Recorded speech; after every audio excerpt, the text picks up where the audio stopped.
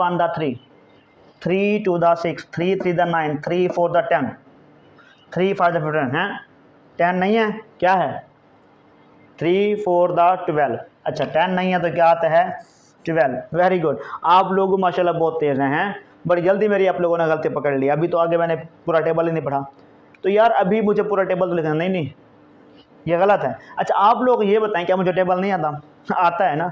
तो यार आप लोगों को ही समझाने के लिए मैंने लिखा हुआ है। जब आप लोगों को पता है कि मुझे टेबल आता है, तो मैंने एक लफ्ज़ जानबूझ कर गलत लिखा है, तो आप सब लोगों की नज़र इस पूरे टेबल पे नहीं जा रही, तो इस एक मिस्टेक्स पे जा रही है जो मैंने यहाँ की है, और जानबूझ के कि आप लोगों को पता है। यार दुनिया का भी यही असूल है बेटा, समझ लें।